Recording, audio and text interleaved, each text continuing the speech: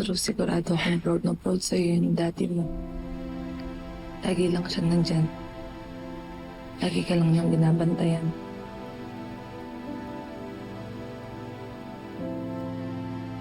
I hope so, Ikit. I really hope so. Papatahimik na yung kaluluwa niya ngayon nahuli na natin yung halimaw na pumatay sa kanya. You know, one of my biggest regrets, Ikit, never ako naging expressive sa love ko for Dad. Hindi ko nga maalala kung kailan ako huling nag-I love you para sa kanya. Pero kahit nasa langit na yung daddy mo, hindi pa naman huli yung dati. Pwede mo pa rin sabihin sa kanya kung gaano mo siya kamahal.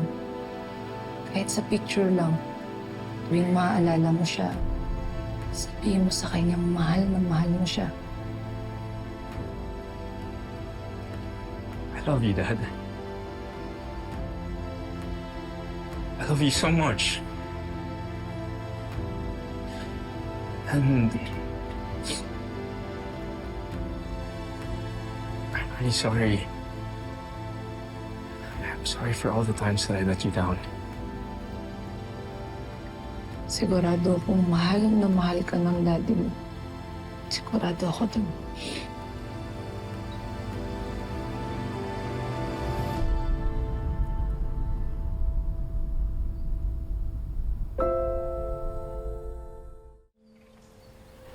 I really hope hindi kayo mag-file ng case against me. Tsaka pumayag na rin kayo na maging state witness niyo ako. Let's decide on that later. All right, let's not forget that you were crucial in pinning Soraya down.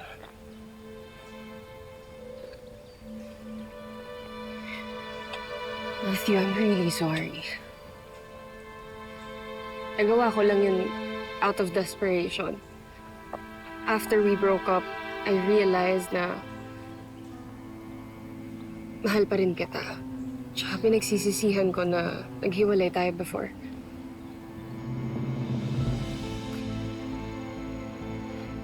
I admit, nung bumalik ako dito, akala ko I could still win you back.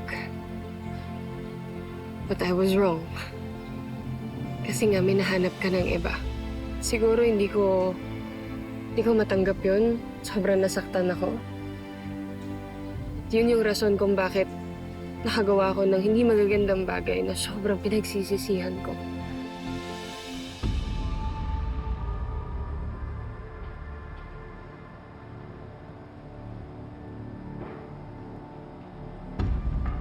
Wow naman, Marikit. Grabe ka. Namiss mo ko agad, ha? Kaya mo ako binibisita. Kulit mo. Kahit sa panaginip ko, ang kulit-kulit mo. Alam mo ginawa ko? Paulit-ulit kitang pinatay. Pero natakot ako. Natakot ako na baka talagang totoo. Kaya pumunta ako dito para masigurado na buhay ka pa talaga. Ang sweet mo naman talaga, Marikit. Oh, so sweet girl si Marikit. Kaya pa talaga kitang mamatay. Huwag kang masyadong magmadali. Kasi kailangan mo munang masentensyahan. Pagbayaran lahat ng mga kasalanang ginawa mo sa amin. Gusto ko magulo ka. You know, Pia, it really hurt when you left. And I kept asking myself, where did I go wrong? Or what did I do wrong? And like, how can I move forward? So I ended up just drowning myself in work. And, you know, I didn't know what else to do. Little by little, I thought it was gonna numb the pain, but all it ended up doing was, like, kind of just turning my heart into stone. But then I met Igit, and little by little, she started to change all of that. I mean, it wasn't an instant, but, you know, she taught me how to love again. Ang sakit pala pag sa'yo mismo nanggaling, no? But don't worry. Kakayanan ko. Kung maging kayo man ni Ikit, magiging masaya ako para sa inyo.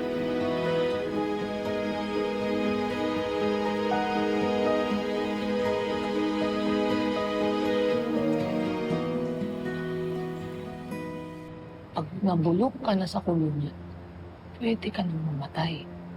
Kasi pag namatay ka kagad, parang nakatakas ka din. Hindi ako papayag. At kapag ikaw naman ang namatay, ikaw na ang pinakakawawang nilalang sa mundo. Alam mo kung bakit? Kasi never mo nang makikilala yung nanay mo. Mumadamay-damay dito, nanay ko, manahimik ka. Kawawa naman si Ikit. Bakit hindi ko idadamay nanay mo? Sa dami ng koneksyon ko, paano ko sabihin ko sa'yo, alam ko kung nasa na nanay mo? Please try. Baliw ka. Baliw ka. Hindi ako nagbibiro, Marikit. Alam ko talaga kung nasa ng nanay mo at sigurado ko, gustong-gusto ko na niyang mayakap.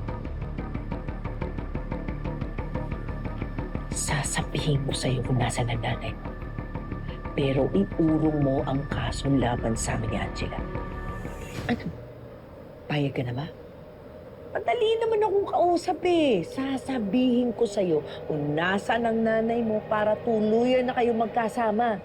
Pero iurong mo naman yung kaso sa amin ni Angela. Fair deal naman yun, di ba? Anong nakakatawa? Patawa ka. Akala mo niniwala ako sa'yo. Pangarap mo naman pala maging komedyante. Ba't nagkontrabida ka? Marikit, sinasabi ko sa'yo, alam ko kung nasaan ang nanay mo. Talaga? Sige nga. Anong pangalan niya?